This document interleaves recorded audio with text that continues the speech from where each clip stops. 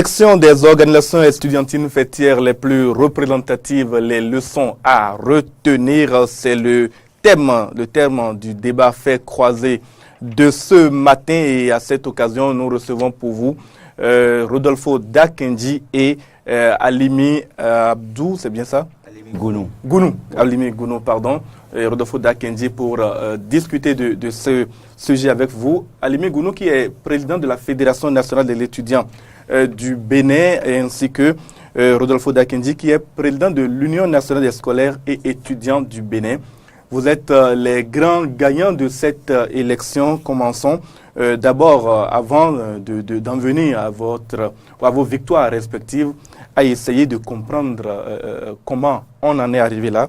Ma première question, Alimi Gounou, est de savoir, est-ce que vous étiez favorable, est-ce qu'il fallait organiser, selon vous, des élections pour déterminer les organisations estudiantines fêtières les plus représentatives?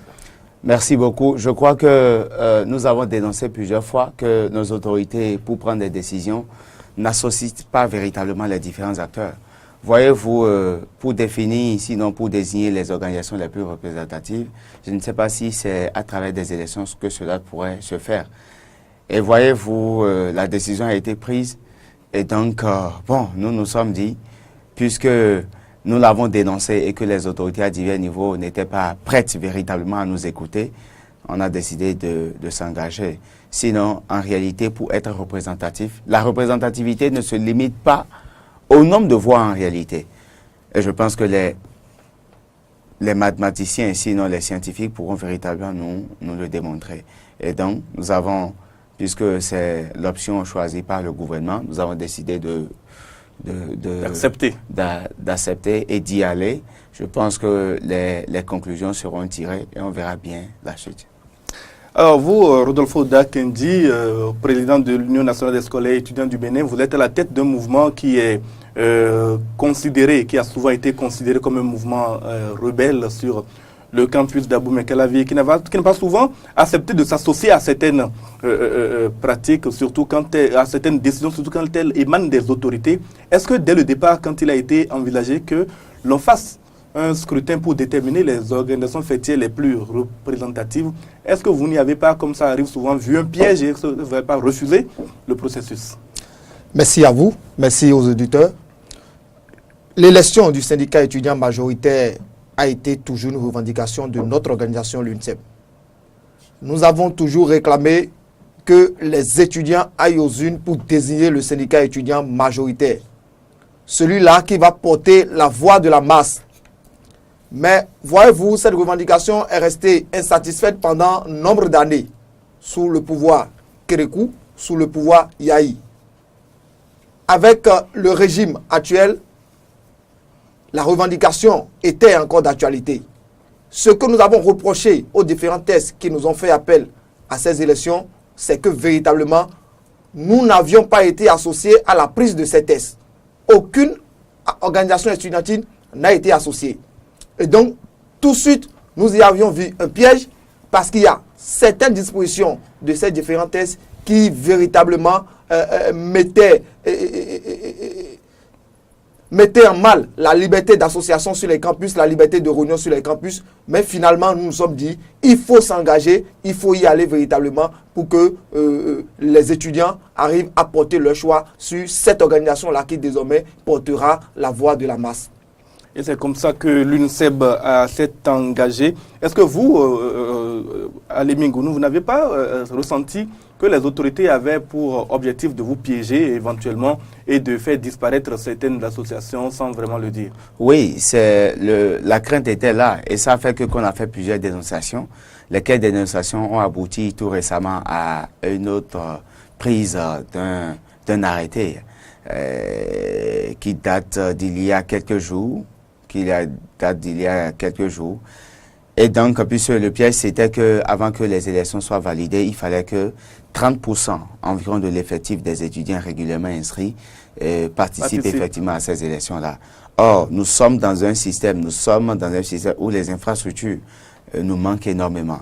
Et donc, les cours sont programmés par quinzaine dans les facultés. Et donc, ça suppose que chaque semaine, toutes les entités ne sont pas présentes. Et donc, si vous prenez cette semaine, par exemple, où il y a élection, vous verrez des entités qui ne sont pas du tout présentes. Comment est-ce qu'on veut faire? Quelle est la stratégie qui doit consister à faire venir ces étudiants-là dans la maison pour qu'ils puissent véritablement participer à ces élections-là? Donc, finalement... 30% d'étudiants sont quand même, 30% des entités sont quand même toujours ouvertes. Pas forcément. On peut arriver à ce que moins de 30% des entités fonctionnent sur le campus d'Abou-Mekalavi. En réalité, les entités qui disposent de gros effectifs sont les facultés.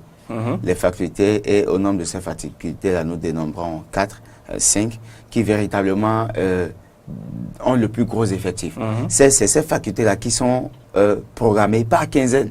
C'est-à-dire, une semaine, par exemple, ça peut être la FADESP et la FACH qui sont au cours. La semaine qui va suivre, c'est deux autres entités qui sont programmées. Et donc, ça fait que on n'a jamais la chance d'avoir toutes les entités en même temps dans notre université d'Abomey-Calavi. Et donc, ça pose un problème. Donc, mais je crois que nous avons attiré l'attention des autorités sur la question. Et donc, cette barrière a été déjà levée à travers la prise d'un arrêté qui véritablement vient situer toute la communauté universitaire. Est-ce que Rodolfo Dakendi, vous avez été satisfait par la décision des autorités électorales de retirer cette barre de 30% de participation nécessaire avant la validation des résultats issus de l'élection? C'est notre organisation d'ailleurs qui a posé quand même la problématique. Nous avons demandé à savoir si véritablement les étudiants, le 1/3 de l'effectif des étudiants inscrits n'allait pas aux urnes et que, quoi qu'en soit l'effectif, les 30% ou les 40% pour être reconnus seront faits au prorata du nombre d'étudiants qui allaient aux urnes, ou véritablement c'est au prorata du nombre d'étudiants inscrits. C'est à partir de ce moment-là que l'on nous a dit que véritablement il est difficile d'avoir aussi, les autorités ont reconnu qu'il est difficile que ce soit les 1/3 des étudiants régulièrement inscrits viennent au cours. Comme il a expliqué, la mutualisation des amphithéâtres fait que toutes les entités, notamment les facultés classiques, ne viennent pas au cours toutes les semaines. Et donc, cette semaine-là, ce lundi 9 juillet où les élections se déroulaient, il y avait seulement une certaine entité, 2 ou 3 facultés qui avaient cours ce jour-là véritablement. Et donc, il était quasiment impossible d'obtenir quand même les 1/3. Donc, nous avons tôt posé le problème. Et donc, il y a un arrêté rectoral qui est sorti le 6 juillet pour quand même rectifier la chose, pour dire les 30%, les 40% pour être reconnus comme organisation représentative seront faits au prorata du nombre d'étudiants qui est véritablement sorti pour aller aux urnes. Très bien. Et justement, encore un autre problème qui vient conforter votre position, c'est qu'à partir de ce 9 juillet-là, à l'École nationale d'administration et de magistrature, où je suis personnellement quelque peu impliqué, il y avait des examens et donc une grande quantité d'étudiants impliqués dans les examens n'étaient pas allés voter tout simplement. Revenons maintenant sur la campagne électorale.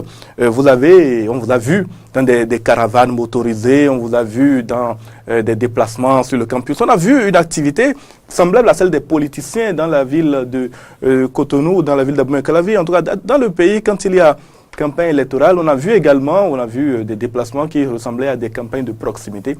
Il a donc été nécessaire d'engager des moyens. Où avez-vous trouvé ces moyens-là à Limingounou? Merci beaucoup. Je peux me permettre de dire, au niveau de la Fédération nationale des étudiants du Bénin, c'est l'engagement véritablement de tout un chacun, des institutions composant la Fédération nationale des étudiants du Bénin qui a fourni véritablement à son niveau, comment appelle-t-on, le matériel. Quand vous voyez par exemple les fanfaristes qui étaient là, nous avons l'ensemble artistique et culturel des étudiants qui est affilié à la Fédération nationale des étudiants du Bénin et qui véritablement a mobilisé, comment appelle-t-on, ses membres, qui nous a véritablement permis de faire ce qu'on a bien pu faire là. Après cela, nous avons au niveau de chaque bureau d'identité souhaité que chacun puisse mobiliser un certain nombre pour accompagner véritablement cet état de choses. Donc, voyez-vous, ces élections-là, si véritablement on devrait évaluer ceux-là qui ont le moins cette organisation, cette organisation qui a le moins dépensé de l'argent et tout, je crois que c'est la Fédération nationale des étudiants du Bénin.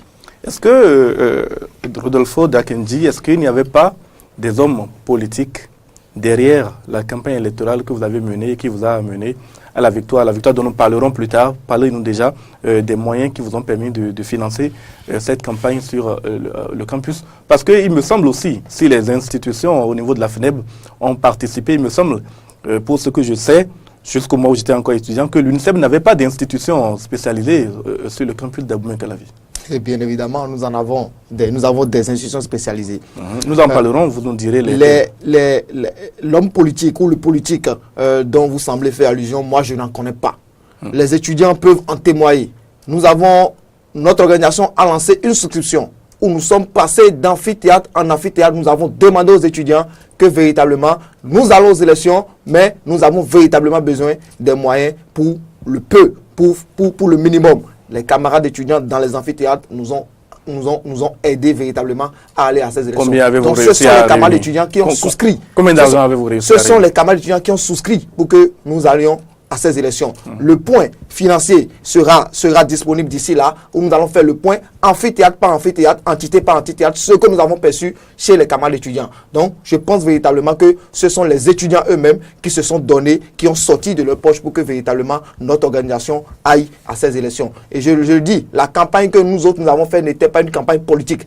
Parce que voyez-vous, les autorités qui ont appelé aux élections n'ont mis aucune politique pour informer même les camarades étudiants de ce qu'il y a élection. Nous sommes allés dans des centres universitaires, nous sommes allés sur des campus où les étudiants ne savent même pas qu'il y a élection tel jour. Donc la campagne que nous avons faite, c'était en réalité aller informer les camarades de ce qu'il y a telle élection et il y a tel enjeu. Et donc véritablement, ce n'était pas pour aller gagner le cœur véritablement de tel ou tel étudiant. Ces élections pour nous ont eu lieu sur la base du vécu, sur la base de l'histoire que chaque organisation a connu jusque-là. Rodolfo Dakendion connaît quand même une certaine proximité entre l'Union nationale des scolaires étudiants du Bénin et le Parti communiste du Bénin. Est-ce qu'il n'y a pas eu, de ce point de vue-là, un soutien ne serait-ce que moral de la part de ce parti? Le soutien moral n'en manquera pas. Nous ne l'avons jamais caché. Nous ne faisons pas de l'hypocrisie syndicale. Nos conseillers politiques, c'est bien le Parti communiste du Bénin. Tout le monde le sait. Mais nous ne faisons pas de l'hypocrisie syndicale. Contrairement à d'autres organisations qui sont en réalité des régimistes, un pouvoir est là, on tente de faire avec ce pouvoir, les hommes passent, le régime passe, on est toujours avec autre régime. Nous pensons véritablement que tout le monde sait la proximité de l'Union nationale des scolaires étudiants du Bénin avec le Parti communiste du Bénin. Mais ce n'est pas pour autant que les militants ou les responsables de l'Union nationale des scolaires étudiants du Bénin sont membres du Parti communiste du Bénin. Moi, par exemple, je suis président de l'Union nationale des scolaires étudiants du Bénin, c'est sur l'Université d'Abomey-Calavi, mais je ne suis pas un communiste. Je ne suis pas du Parti communiste du Bénin. Ça voudra tout simplement dire que chacun a la liberté de militer dans tel ou tel autre parti. Ce n'est pas parce que vous faites partie membre de l'Union nationale des scolaires du Bénin que vous êtes acheté communiste. Alors, Alimi Gounou, on connaît un peu également le fonctionnement des campagnes électorales sur le campus d'Abomey-Calavi, notamment quand, même au sein des fédérations, l'Union ou pour l'UNCEB, c'est un peu moins le cas. Quand il y a élection des responsables comme vous, il y a des hommes politiques qui, surtout à l'approche des élections, et nous sommes à l'approche des élections, mettent les moyens à disposition pour influencer le vote, espérant bien entendu récolter le bénéfice de la victoire de leur poulain à l'issue, ou du moins durant les scrutins nationaux qui s'en suivent. Comment cela s'est passé pour le compte de 2018 sur le campus d'Abomey-Calavi? Merci beaucoup. Je te défie toute autorité qui pourra venir me dire qu'il a investi, sinon qu'il nous a soutenus financièrement. Vous n'avez pas demandé? Voyez-vous, je n'ai pas à les demander. Parce qu'en réalité, il fallait faire valoir l'engagement de tout un chacun.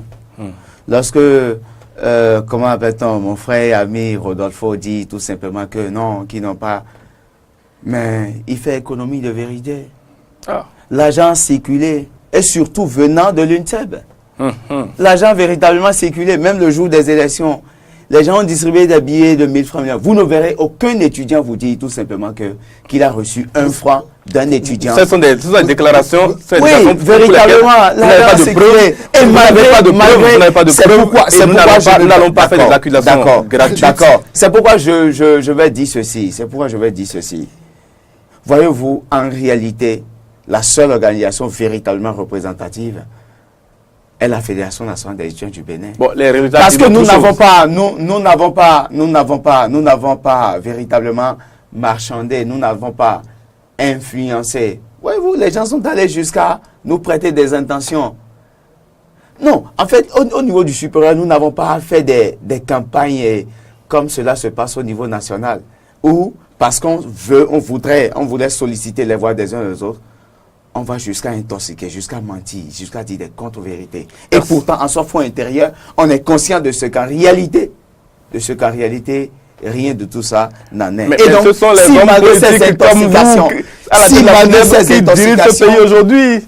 Ce sont les gens de la FNEB, de l'UNEB et consorts, ceux qui ont dirigé cette institution-là, qui sont également aujourd'hui des députés qui sont dans le pays. Donc l'apprentissage de la politique se fait déjà au niveau de l'université. Et dans le même temps, vous ne citez pas les hommes politiques de l'UNICEF. Monsieur Agbambata, il est dans le régime. Et pourtant, c'est lui qui a créé véritablement, s'il fait partie de ceux-là qui ont créé l'UNICEF. Et pourtant, la Fédération nationale des étudiants du Bénin a toujours réclamé que Agbambata est fédéré. Agbambata, mais même vous aussi, même vous, Rodolfo Dakadji, pour moi, tout étudiant est fédéré. Vous-même, vous êtes fédéré. Ah bon. Et donc, moi, je vous considère comme étant des fédérés. Et c'est là où vous allez pouvoir comprendre. Pour nous, à chaque fois qu'il y a élection, vous allez comprendre l'ambiance qui a prévalu. Nous, à chaque élection, à chaque jour qu'il y a élection, pour nous, c'est un jour de fête. Et c'est là où vous devez comprendre que très tôt, nous n'avons pas voulu répondre à vos différentes provocations. Alors, qu'il y ait provocation, c'est quoi? Est-ce que c'est le jeu politique qui vous a amené à cette victoire? Je dis que c'est une victoire pour les deux institutions, puisque malheureusement pour l'UNEB,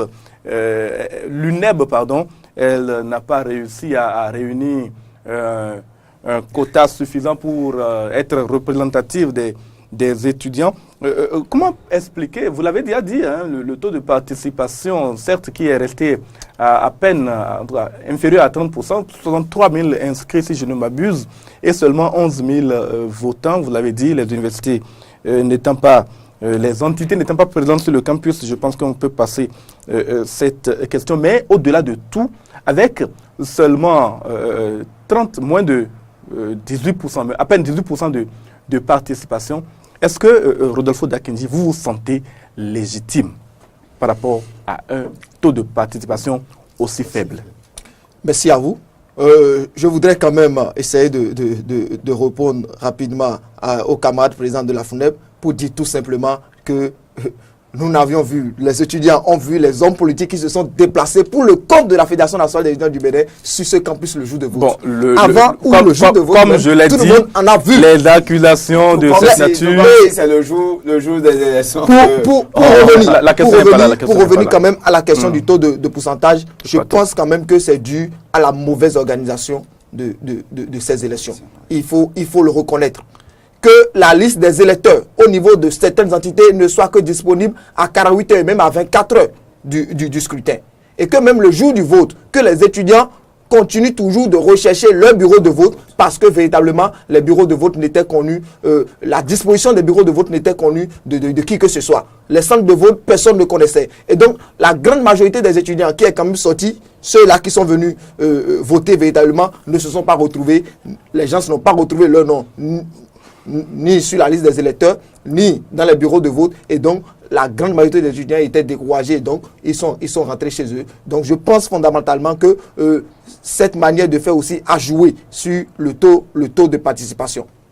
Mais justement, après cette élection où 18% des électeurs seulement se sont déplacés, en tout cas se sont exprimés, est-ce que le résultat vous semble être légitime? Est-ce que vous vous sentez légitime ou bien même est-ce que vous pensez que si la participation avait été supérieure à la FNEB, vous auriez été en tête des résultats ou carrément vous auriez pu avoir la majorité absolue?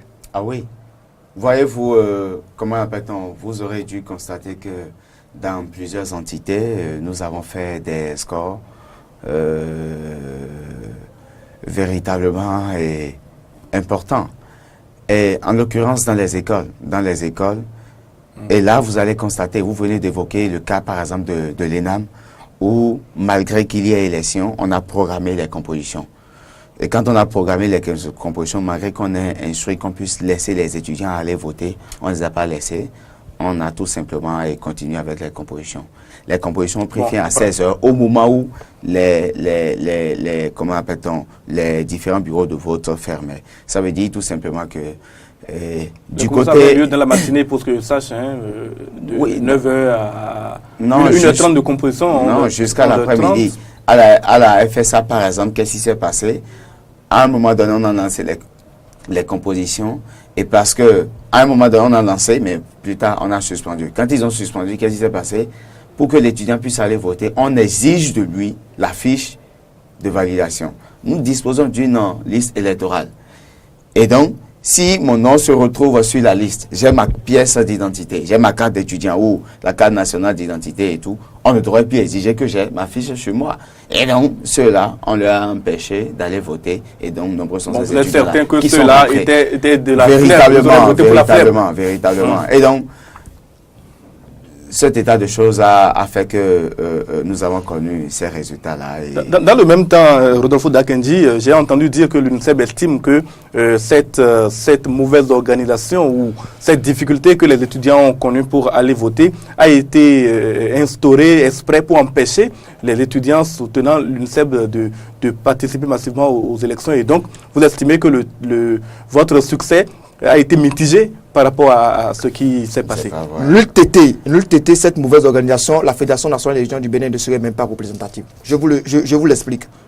Toutes les écoles, vous allez voir, la Fédération nationale des étudiants du Bénin est arrivée en tête dans les écoles et dans les instituts. Donc, les entités à effectif réduit.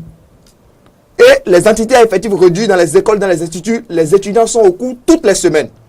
Cela supposait que les étudiants au niveau de l'ENEAM, au niveau de l'ENAM, au niveau de la FSA, la grande majorité était au cours.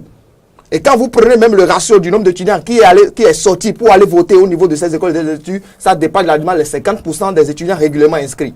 Mais quand vous venez au niveau des facultés classiques, le pourcentage d'étudiants qui est véritablement sorti pour aller aux urnes, c'est 10%, c'est 15%. Sur un effectif de 11 000 étudiants à la FACH, et que véritablement le nombre de votants au niveau de la FACH tourne autour de moins de 2000.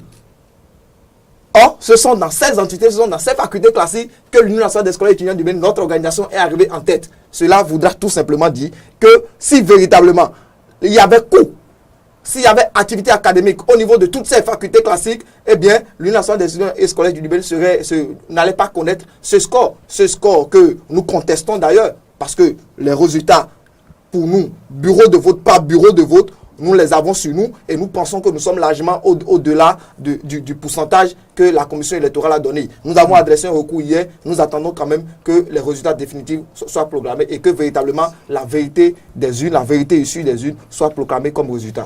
Très bien. Maintenant, la victoire de l'UNICEF est actée, en tout cas en dépit de vos protestations, mais avec 49% environ des suffrages. Donc vous n'atteignez pas la majorité absolue. Quel sentiment avez-vous eu quand ces résultats ont été proclamés ou en assistant au dépouillement dans les bureaux de vote où vous avez été en tête? C'est un sentiment de fierté. Fier de ce que les étudiants véritablement sont sortis, ont bravé le soleil malgré les difficultés qui ont émaillé l'organisation des élections et ont porté le choix sur nous. Je pense véritablement que c'est d'abord la victoire des étudiants avant d'être la nôtre. Ces étudiants sont sortis pour exprimer leur suffrage. Cette organisation-là qui véritablement est restée attachée pendant tout le temps à l'amélioration de leurs conditions de vie et de travail, ces étudiants ont reconnu cela et ont dit véritablement que nous faisons confiance à l'Union nationale des scolaires étudiants du Bénin pour la satisfaction de nos revendications, pour que véritablement nos conditions de vie et de travail dans les universités publiques s'améliorent. Donc c'est un sentiment de fierté. Nous sommes très fiers de ce que les étudiants nous ont accordé leur confiance et que véritablement, je le dis, ce n'est qu'une partie du contrat qui est rempli, la suite que ces étudiants véritablement soient avec nous pour que l'amélioration de nos conditions de vie et de travail dans les universités publiques soit une réalité. Alimi Gounou, vous êtes votre entité, votre institution, organisation est arrivé largement en tête dans les écoles et les institutions, les instituts, du camp de l'Université d'Abomey Calavi. Comment d'abord expliquez-vous cette avance que vous avez pu prendre au niveau de ces écoles et puis le retard que vous avez accusé au niveau des facultés classiques? Merci beaucoup. Je crois que c'est lié essentiellement aux différentes intoxications qu'on a pu enregistrer venant quand même des rangs de vos adversaires. De nos adversaires. Oui, disons-le comme ça. Voyez-vous, qui sont allés jusqu'à dire que nous sommes du régime, voyez-vous, pendant que véritablement, nous n'avons même pas un minimum pour pouvoir battre campagne. Si vous faites un tour, vous avez promené certainement vos caméras dans nos différents centres universitaires et vous avez dû constater la nette différence qu'il y avait entre les affiches de la FNEB et les affiches des autres candidats. Et c'est là que vous devez pouvoir comprendre qu'en réalité, s'il existe véritablement une organisation qui ait pu avoir assez de moyens, qu'on ne dise pas tout simplement que c'est les cotisations chez nous aussi. En secteur, nous sommes cotisés. J'ai créé un groupe WhatsApp où j'ai mis la plupart des étudiants qui ont souscrit véritablement pour nous accompagner. Bon, et donc, 256 personnes. Pardon? Ça fait que 256 personnes. Voilà, 256 personnes. Et à chaque fois, il faut sortir d'autres personnes et ramener d'autres personnes. C'est ce qui s'est réellement passé. Les gens ont souscrit pour véritablement nous accompagner.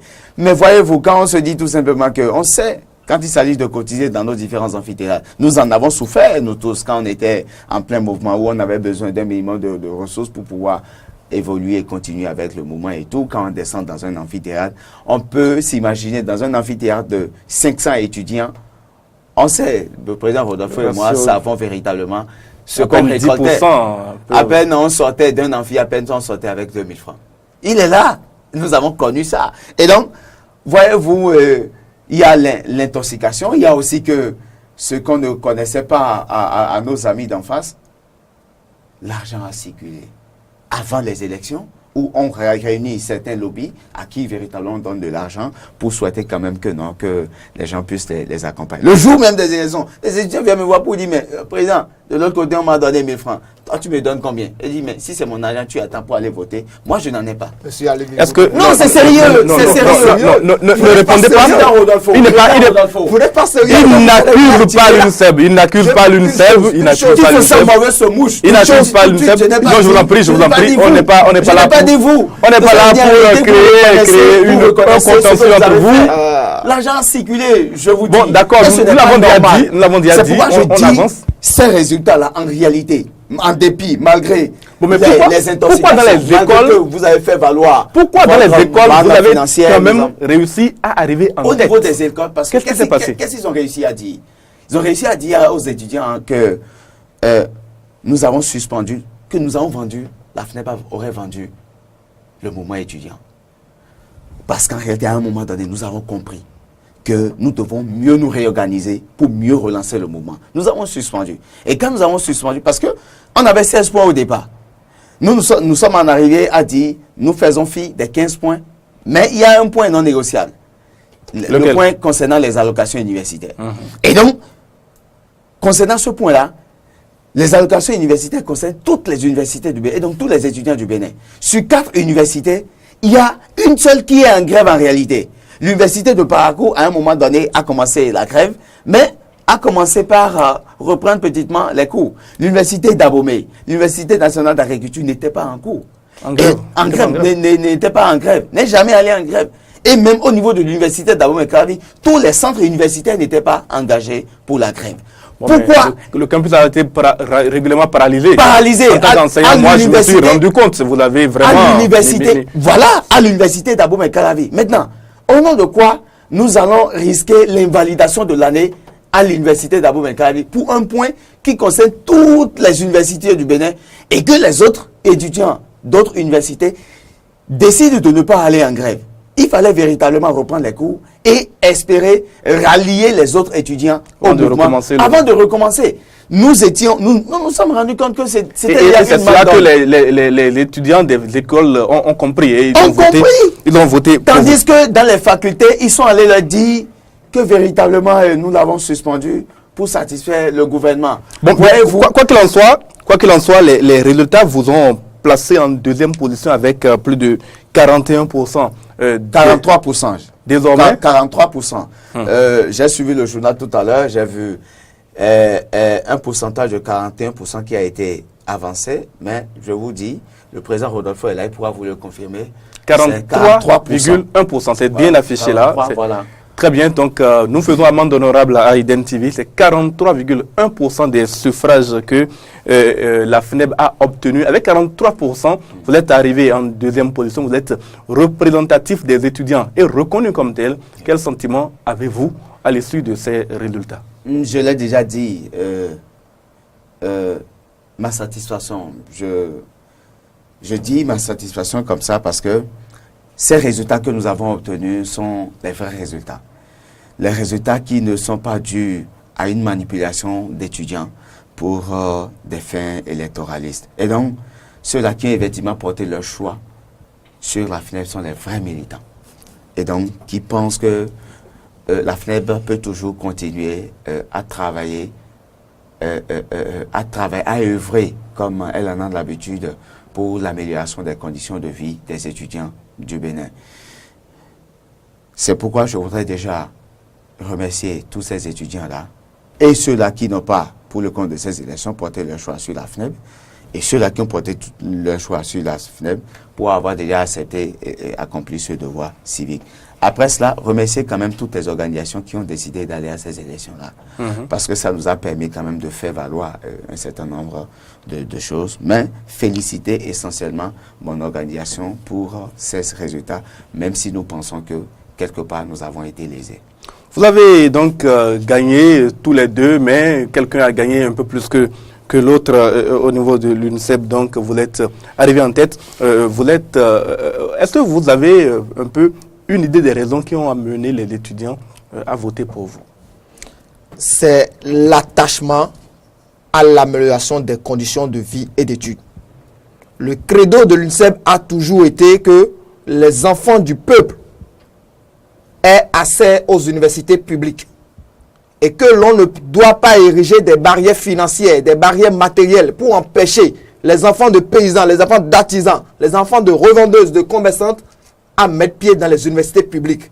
Nous avons toujours mené ce combat aux côtés de la masse et que véritablement dans nos universités publiques, les conditions de vie et de travail soient améliorées. Ça a été, c'est le fruit de notre attachement à ces valeurs, à ces exigences que nous avons toujours prônées qui a fait ce résultat. Et je voudrais dire que les près de 6000 étudiants qui ont porté leur choix sur nous, tous ces étudiants sont allés aux urnes eux-mêmes. Il n'y a eu aucun vote du moins par procuration pour le compte de l'UNICEF. Mais par contre, pour nos amis d'en face qui ont été enregistrés jusqu'à 500 procurations, ça veut dire que 500 étudiants, on a voté pour le compte de plus de 500 étudiants.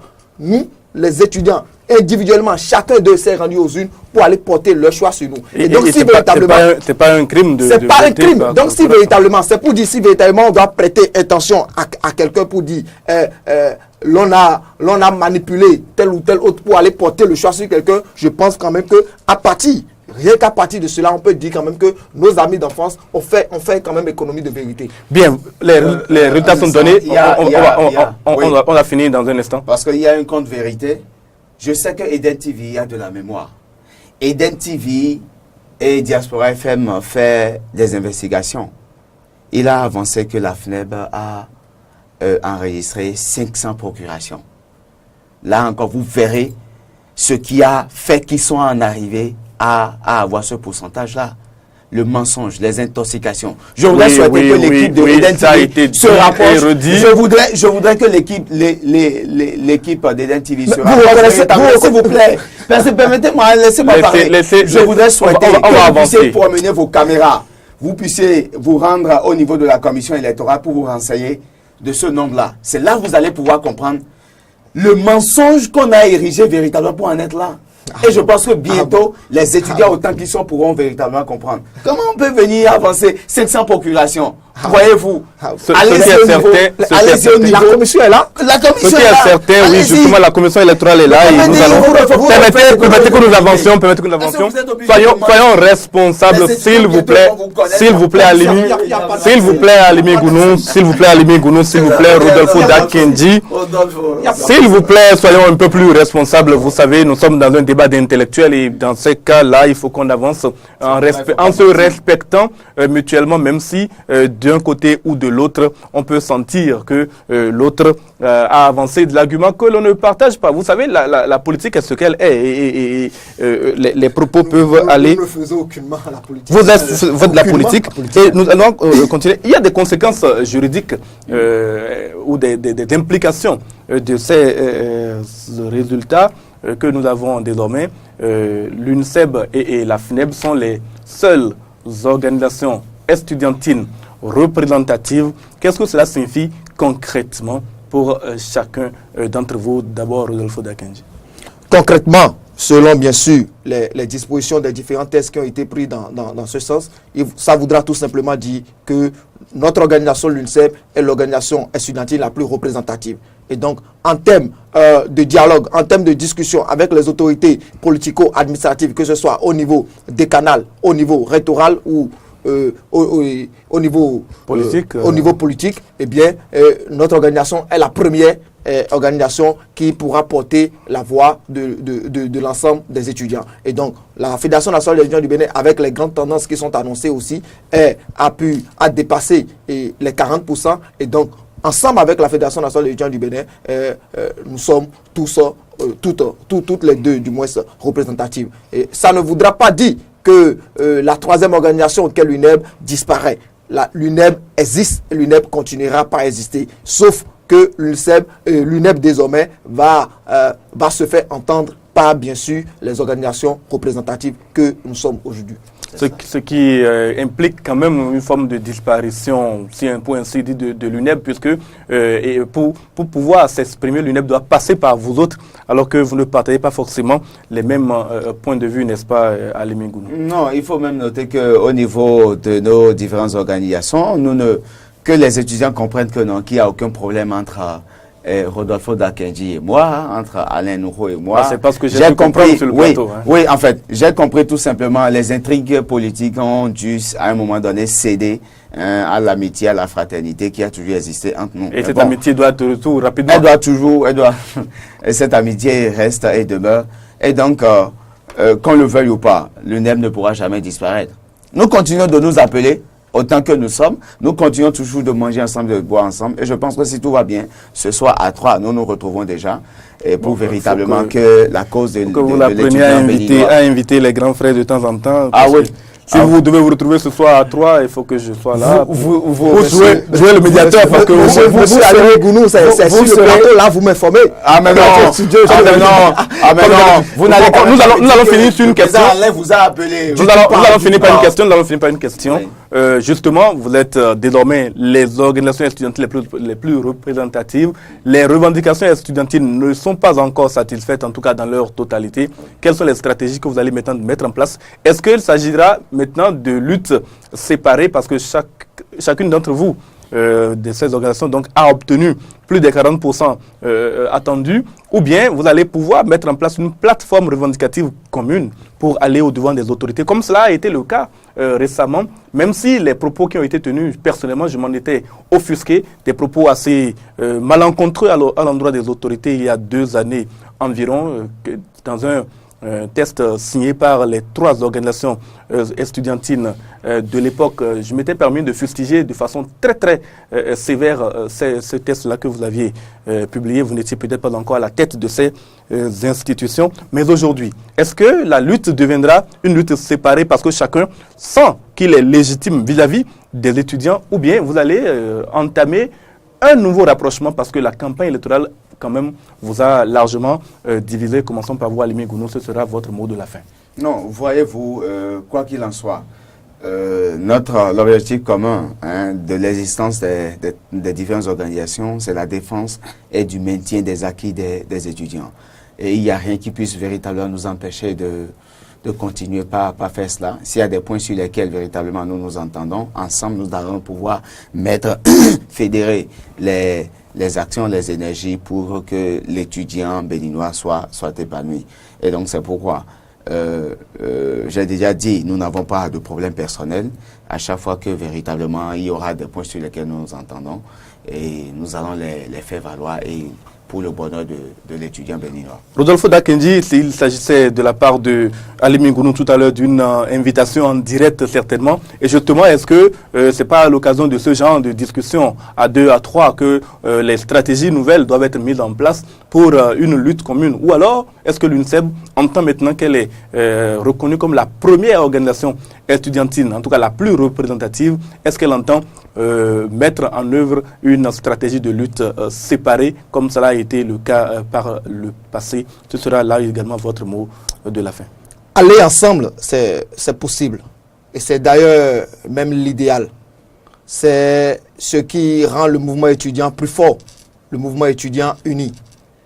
Mais nous ne pouvons pas aller ensemble si véritablement l'intérêt général, l'intérêt des étudiants, l'intérêt de la masse n'est pas privilégié.